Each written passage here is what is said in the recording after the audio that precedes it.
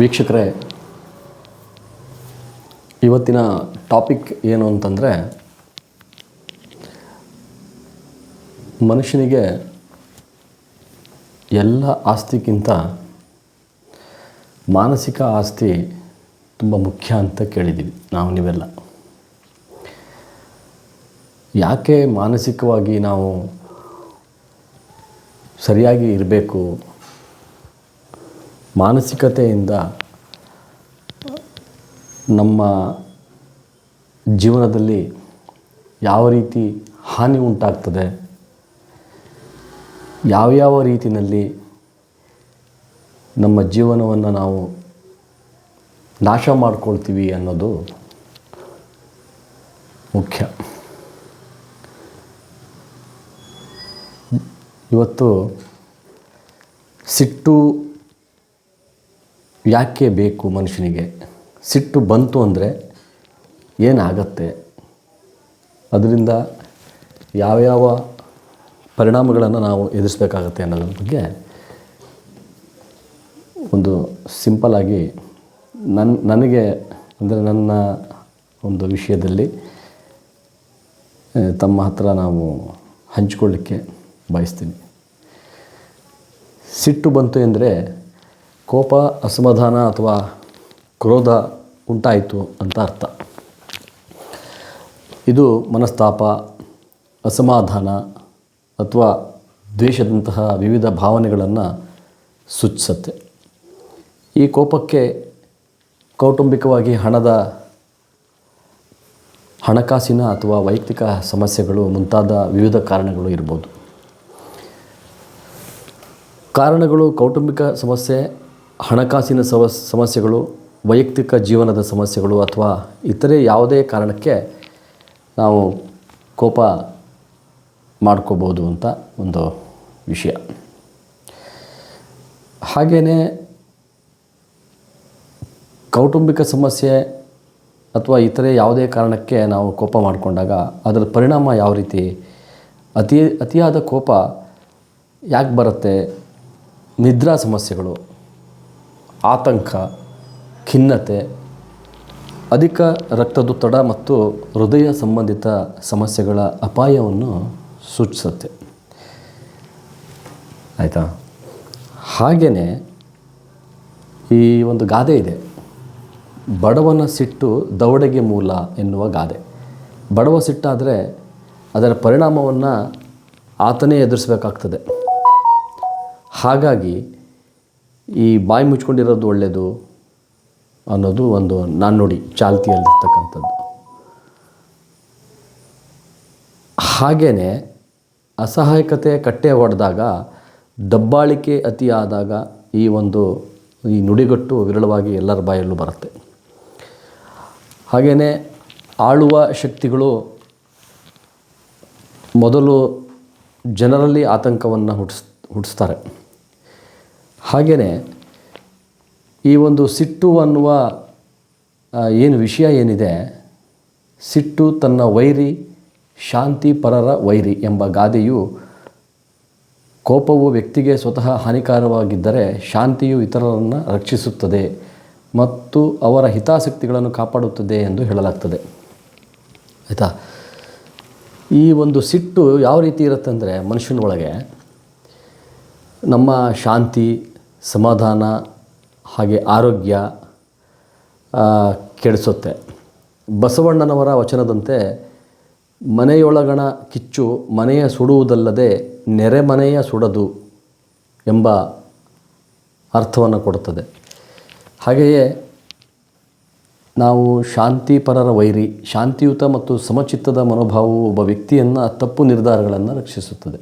ಇದರಿಂದಾಗಿ ಅವರು ತಮ್ಮ ಸುತ್ತಮುತ್ತಲಿನ ಜನರನ್ನು ಸಂರಕ್ಷಿಸಲು ಸಾಧ್ಯವಾಗುತ್ತದೆ. ಒಟ್ಟಾರೆ ಈ ಸಂದೇಶ ಏನು ಅಂತಂದರೆ, ಈ ಗಾದೆಯು ಕೋಪವನ್ನು ನಿಯಂತ್ರಿಸುವುದು ಎಷ್ಟು ಮುಖ್ಯವೋ ಹಾಗೆಯೇ ಶಾಂತಯುತವಾಗಿರುವುದು ಕೂಡ ಇತರರೊಂದಿಗೆ ಉತ್ತಮ ಸಂಬಂಧಗಳನ್ನು ನಿರ್ಮಿಸಲು ಮತ್ತು ಸಮಾಜದಲ್ಲಿ ಸಾಮರಸ್ಯವನ್ನು ಕಾಪಾಡಲು ಅಷ್ಟೇ ಮುಖ್ಯ ಎಂಬುದು ತಿಳಿಸುತ್ತದೆ. ಅಂದರೆ ಇದರ ಅರ್ಥ ಏನು ಅಂತಂದರೆ, ಸಿಂಪಲಾಗಿ ಈಗ ನೀವು ನ್ಯಾಚುರಲ್ಲಾಗಿ ಈ ಜನಜೀವನದ ಜೊತೆಗೆ ನಾವೇನು ಹೊರಗಡೆ ಓಡಾಡ್ತಿರ್ತೀವಿ, ಅದರ ಒಂದು ಸಣ್ಣ ಒಂದು ನ್ಯಾಚುರಲ್ಲಾಗಿ ಹೇಳಬೇಕು ಅಂತಂದರೆ, ಒಬ್ಬ ವ್ಯಕ್ತಿ ಸೈಕಲ್ ಮೇಲೆ ಬರ್ತಾ ಇರ್ತಾನೆ. ಒಂದು 40-45 ವರ್ಷದ ಆಸುಪಾಸಿನ ವ್ಯಕ್ತಿ. ಆತ ಸೈಕಲಲ್ಲಿ ಒಂದು ರೋಡಲ್ಲಿ ಬರ್ತಾ ಇರ್ತಾನೆ. ಆಗ ಸೈಡಲ್ಲಿ ನಿಲ್ಲಿಸಿರತಕ್ಕಂಥ ಕಾರಿನ ಡೋರನ್ನು ಕಾರಿನ ಮಾಲೀಕ ಡೋರ್ ಓಪನ್ ಮಾಡ್ತಾನೆ. ಸೈಕಲ್ಲು ಆ ಡೋರ್ ತೆಗೆದಾಗ ಡಿಕ್ಕಿ ಹೊಡೆಯುತ್ತೆ. ಪಾಪ ಅವ್ರು ನ್ಯಾಚುರಲಾಗಿ ಬರ್ತಾ ಇರ್ತಾರೆ ಆ ವ್ಯಕ್ತಿ. ಆಗ ಕಾರಿನ ಓನರ್ ಏನು ಹೇಳ್ತಾನೆ, ಅಲ್ಲಿ ಘರ್ಷಣೆ ಆಗುತ್ತೆ, ಕಾರಿಗೆ ನೀನು ಡೋರಿಗೆ ಡಿಕ್ಕಿ ಮಾಡಿದಿ ನೀನು ಸೈಕಲ್ ತೊಗೊಂಡು ಅಂಥೇಳಿ ಆತನ ಮೇಲೆ ಆ 40-45 ವರ್ಷದ ವ್ಯಕ್ತಿ ಮೇಲೆ ಇವನು ಕಾರಿಂದ ಇಳಿದು ಅವನನ್ನು ಹೊಡಿಲಿಕ್ಕೆ ಹೋಗ್ತಾನೆ. ಹೊಡಿಲಿಕ್ಕೆ ಹೋದಾಗ ತುಂಬ ಅವಾಚ್ಯ ಶಬ್ದಗಳಿಂದ ಬೈತಾನೆ ಆ ಒಂದು ಘಟನೆಗೆ ಸಂಬಂಧಪಟ್ಟಾಗೆ. ಅದನ್ನು ಪಕ್ಕದಲ್ಲಿ ಒಬ್ಬ ವ್ಯಕ್ತಿ ನೋಡ್ತಾ ಇರ್ತಾನೆ, ಬೇರೆ ಒಬ್ಬ ವ್ಯಕ್ತಿ. ಅವನು ಬಂದು ಆ ಸೈಕಲ್ ಓಡಿಸ್ತಾ ಇರೋ ವ್ಯಕ್ತಿಗೆ ಹೇಳ್ತಾನೆ, ಅವರಷ್ಟೆಲ್ಲ ಹೊಡಿಲಿಕ್ಕೆ ಬರ್ತಾರೆ, ಆತ ನಿನಗೆ ಬಾಯಿಗೆ ಬಂದಂಗೆ ಬೈತಾ ಇದ್ದಾನೆ, ನೀವು ನೋಡಿದರೆ ತಪ್ಪಾಯಿತು ಅಂತ ಕೈ ಮುಗಿತಾ ಇದ್ದೀರಿ, ಸಾರಿ ಕೇಳ್ತಾ ಇದ್ದೀರಿ, ನೀವು ಅವರಿಗೆ ಗಲಾಟೆ ಮಾಡ್ತಾಯಿಲ್ಲ ಯಾಕೆ? ನಾನು ಅವ್ರ ಮೇಲೆ ನಿಮಗೆ ಬೈದಿದ್ದಕ್ಕೆ ನಾನು ಅವರಿಗೆ ಗಲಾಟೆ ಮಾಡ್ತೀನಿ, ಅವ್ರಿಗೆ ಹೊಡಿತೀನಿ ಅಂತ ಹೇಳ್ತಾನೆ. ಯಾರು ಅಲ್ಲಿ ನೋಡ್ತಾ ನಿಂತಿರ್ತಾನಲ್ಲ ಆ ವ್ಯಕ್ತಿ ಬಂದು ಹೇಳ್ತಾನೆ. ಆಗ ಅವನು ಇವರಿಗೆ ಕಾರ್ ಓನರಿಗೆ ಹೇಳ್ತಾನೆ, ಜೋರು ಮಾಡ್ತಾನೆ. ಆವಾಗ ಕಾರ್ ಓನರಿಗೆ ಜೋರು ಮಾಡ್ತಾ ಇದ್ದಾಗ ಈ ಸೈಕಲ್ ವ್ಯಕ್ತಿ ಹೇಳ್ತಾನೆ, ಸೈಕಲ್ ರೈಡರ್ ಆ ವ್ಯಕ್ತಿ ಹಳೆ ಸೈಕಲ್ ಓಡಿಸ್ಕೊಂಡು ಬಂದಿರ್ತಾನೆ. ಆತ ಹೇಳ್ತಾನೆ, ದಯವಿಟ್ಟು ನನಗೋಸ್ಕರ ನೀವಿಬ್ಬರು ಗಲಾಟೆ ಮಾಡಬೇಡ್ರಿ, ನೀವು ನನಗೋಸ್ಕರ ನನ್ನ ಸಹಾಯಕ್ಕೆ ಬಂದಿದ್ದು ತುಂಬ ಸಂತೋಷ, ದಯವಿಟ್ಟು ನೀವು ಕಾರ್ ಓನರಿಗೆ ಹೇಳ್ತಾನೆ, ದಯವಿಟ್ಟು ಇಲ್ಲಿಗೆ ಬಿಟ್ಬಿಡಿ ದಯವಿಟ್ಟು ಪ್ಲೀಸ್ ಅಂತ ಹೇಳಿ ರಿಕ್ವೆಸ್ಟ್ ಮಾಡ್ಕೊಳ್ತಾನೆ. ಆಗ ನೋಡು, ನೀ ಕೈ ಮುಗಿದು ಕೇಳ್ಕೊಂಡಿದ್ದಕ್ಕೆ ನಾನು ಬಿಡ್ತಾಯಿದ್ದೀನಿ, ಇನ್ನೊಂದು ಸರಿ ಹೀಗೆಲ್ಲ ಮಾಡಿದರೆ ಸರಿ ಇರಲ್ಲ ಅಂತ ಜೋರು ಮಾಡಿ ಅವನು ಕಾರ್ ತೊಗೊಂಡೋಗ್ತಾನೆ. ಆಗ ಆ ಸೈಡಲ್ಲಿ ನಿಂತಿರ್ತಾನಲ್ಲ ಬಂದು ಇವರಿಗೆ ಕೇಳ್ತಾನಲ್ಲ, ಯಾಕೆ ನಿಮಗೆ ಇಷ್ಟೆಲ್ಲ ಅವನು ಬೈದ್ರೂ ನೀವು ಸಿಟ್ಟೇ ಬರಲಿಲ್ಲ ನಿಮಗೆ? ಇದರ ಹಿಂದಿನ ಉದ್ದೇಶ ಏನು?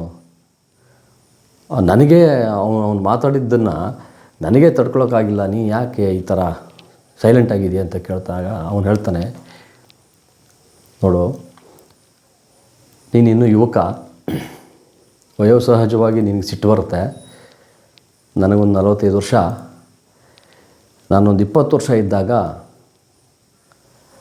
ನಾನು ಇದೇ ಸಿಟ್ಟಲ್ಲಿ ನಾನು ಅನಾಹುತ ಮಾಡಿ, ಅಂದರೆ 2 ಜನರನ್ನು ನಾನು ಒಂದು ಕೇಸಲ್ಲಿ ಅವರನ್ನು ಈ ಸಿಟ್ಟಿನ ಭರದಲ್ಲಿ ನಾನು ಅವರನ್ನು ಜೀವ ತೆಗೆದಿದ್ದೆ. ಅದಕ್ಕೋಸ್ಕರ ನನಗೆ 20 ವರ್ಷ ಸಜೆಯಾಗಿ ನಾನು ಸದ್ಯ ಬಂದಿದ್ದೀನಿ ಅಂತ ಹೇಳ್ತಾನೆ ಅವನು. ಅಂದರೆ 2 ಜನರ ಜೀವ ತೆಗೆದು ನಾನು 20 ವರ್ಷ ಸಜೆಯಾಗಿ ಬಂದಿದ್ದೀನಿ ಅಂತಂದರೆ ಅಲ್ಲಿಗೆ 45 ವರ್ಷ ಆಗ್ಬಿಡ್ತು ಆ ವ್ಯಕ್ತಿಗೆ. ಆವಾಗ ಅವನು ಗಾಬರಿ ಆಗ್ತಾನೆ. 20 ವರ್ಷದವನಿದ್ದಾಗ 2 ಜೀವ ತೆಗೆದು ಆ ಸಿಟ್ಟಲ್ಲಿ ಹೆಚ್ಚು ಕಮ್ಮಿ ಒಂದು 20-25 ವರ್ಷ ಸಜೆಯಾಗಿ ಬಂದ ವ್ಯಕ್ತಿ ಎದುರಿಗೆ ನಿಲ್ತಾನೆ. ಅವನು ಗಾಬರಿಯಾಗಿ ಹೌದಾ ಅಂತ ಕೇಳ್ತಾನೆ. ಆವಾಗ ಅವ್ರು ಹೇಳ್ತಾರೆ, ಸಿಟ್ಟು ನನಗೆ ನಿನಗಿಂತ 10 ಪಟ್ಟು ಸಿಟ್ಟಿತ್ತು. ಆ ಸಂದರ್ಭದಲ್ಲಿ ಆ ಸಿಟ್ಟು ಪ್ರದರ್ಶನ ಮಾಡಿದ್ದಕ್ಕೆ ನಾನು ಒಂದು 25 ವರ್ಷ ಜೈಲು ಅನುಭವಿಸಿ ಬಂದೆ. ಅಲ್ಲಿ ಗೊತ್ತಾಗಿದ್ದೇನು ಅಂತಂದರೆ, ಸಿಟ್ಟು ಅಂದರೆ ಏನು, ನಾನು ಹೇಗಿರಬೇಕು, ಸೋಮವಾರದಿಂದ ಶನಿವಾರದವರೆಗೂ ನಾನು ಸಿಟ್ಟು ಮಾಡಿದೆ, ಭಾನುವಾರ ಒಂದು ಸುಖವಾಗಿ ಖುಷಿಯಾಗಿ ಫ್ಯಾಮಿಲಿ ಜೊತೆಗೆ ಬೆರೆತು ಹಾಗೆ ವಾರ, ತಿಂಗಳು, ವರ್ಷ ನಾನು ನನ್ನ ಜೀವನನ ಕಳಿಬೇಕು ಅಂತ ಮಾಡಿದ್ದೀನಿ. ಸಿಟ್ಟು ಮಾಡಿಕೊಂಡ್ರೆ ಏನೂ ಪ್ರಯೋಜನ ಇಲ್ಲ. ನೀನು ಹೇಳ್ದಂಗೆ ನಾನು ಸಿಟ್ಟು ಮಾಡಿದ್ದಿದ್ರೆ ಕಾರ್ನವನಿಗೆ ನಾನು ಏನೋ ಮಾಡಿಬಿಡ್ತಿದ್ದೆ. ಇಷ್ಟೇ ವಿಷಯ. ಸಿಟ್ಟು ಅನ್ನೋದೇನು ಅಂತಂದರೆ ಕ್ಷಣ ಮಾತ್ರದಲ್ಲಿ ಏನು ಬೇಕಾದ್ರೂ ಆಗ್ಬೋದು. ಸಮಾಧಾನವೇ ಸರ್ವಸ್ತ್ರ ಸಾಧನ ಅನ್ನುವ ವಿಷಯಕ್ಕೆ ಅವನಿಗೆ ಹೇಳ್ತಾನೆ.